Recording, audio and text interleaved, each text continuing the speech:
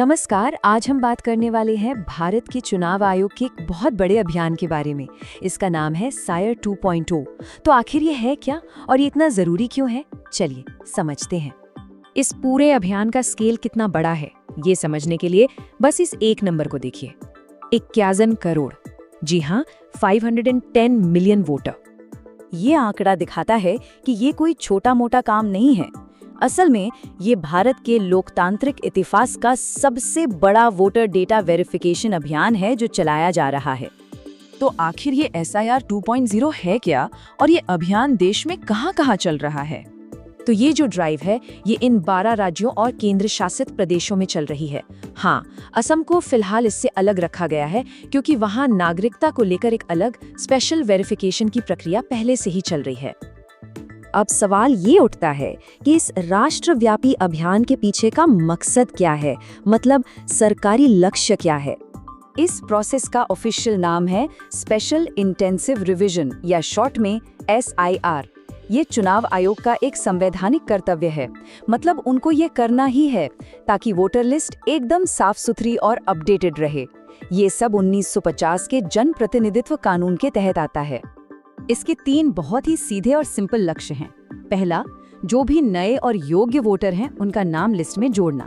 दूसरा, जिनकी मृत्यु हो गई है, जो कहीं और शिफ्ट हो गए हैं या जिनके नाम एक से ज्यादा बार हैं, उन्हें हटाना। और तीसरा, घर घर जाकर वेरिफिकेशन करके अगर किसी की डिटेल्स में कोई गलती है तो उसे ठीक करना। लेकिन ये प्रोसेस हमेशा इतना सीधा नहीं रहा है। कुछ समय पहले बिहार में इसका एक पायलट प्रोजेक्ट हुआ था और उस पर एक बहुत बड़ा राजनीतिक विवाद खड़ा हो गया था। बिहार के उस पायलट प्रोजेक्ट में कुल 7.5 करोड़ वोटरों में से 65 लाख लोगों के नाम हटाने के लिए चुने गए थे, एक बहुत बड़ी संख्या। और यहीं से विवाद शुरू हुआ। विपक्षी दलों ने आरोप लगाया कि इस ड्राइव में जानबूझकर कुछ खास समूहों को, जैसे प्रवासियों, महिलाओं और अल्पसंख्यकों को निशाना बनाया जा रहा था। ये भी कहा गया कि पूरी प्रक्रिया में कोई पारदर्शिता नहीं थी। मामला इतना बढ़ गया कि सुप्रीम कोर्ट को दखल देना पड़ा ताकि हटाए गए नामों की लिस्ट पब्लिक की जा सके। अब चुनाव आयोग का कहना है कि उन्होंने बिहार के अनुभव से बहुत कुछ सीखा है और इसी वजह से इस बार इस राष्ट्रव्यापी अभियान को एक अलग ही तरीके से डिजाइन किया गया है। तो इस बार बदलाव क्या है? देखिए, सबसे बड़ा बदलाव है सोच में। बिहार में फोकस नाम हटाने पर था, जबकि इस बार SIR 2.0 में फोकस नाम शामिल करने पर है। दस्तावेजों को लेकर जो सख्त नियम थे उन्हें भी काफी सरल बना दिया गया है। मतलब इस नए वर्जन में बहुत सारी कागजी कार्रवाई पर जोर कम कर दिया गया है। जैसे आधार को नागरिकता के सबूत के तौर पर अनिवार्य नहीं रखा गया है और लोकल वेरिफिकेशन से भी काम चल सकता है। इससे नागरिकों के लिए पूरी प्रक्रिया बहुत आसान हो जाती है। लेकिन इन सब बदलावों के बावजूद विपक्षी दल अभी भी पूरी तरह आश्वस्त नहीं है और उन्होंने अपनी कुछ चिंताएं सामने रखी हैं। तो सवाल ये है कि अगर प्रक्रिया में इतने सुधार किए गए हैं तो फिर भी डर किस बात का है? कांग्रेस और TMC जैसी पार्टियों को अब भी डर है कि कहीं बड़े पैमाने पर नाम न हटा दिए जाएं, खासकर अल्पसंख्यकों, दलितों, आदिवासियों और गरीब तबके के लोगों के। उन्हें ये भी चिंता है कि स्थानीय अधिकारी अपनी शक्तियों का गलत इस्तेमाल कर सकते हैं। और सबसे बड़ी बात, इस अभियान का समय, जो कि कई अहम राज्यों के चुनावों से ठीक पहले है, वो भी सवालों के घेरे में है। चलिए अब सबसे जरूरी बात पर आते हैं।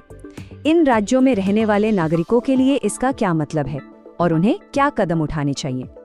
सबसे पहले इन तारीखों पर गौर कीजिए। 4 नवंबर से घर घर जाकर वेरिफिकेशन शुरू हो चुका है। 9 दिसंबर को वोटर लिस्ट का पहला ड्राफ्ट आएगा।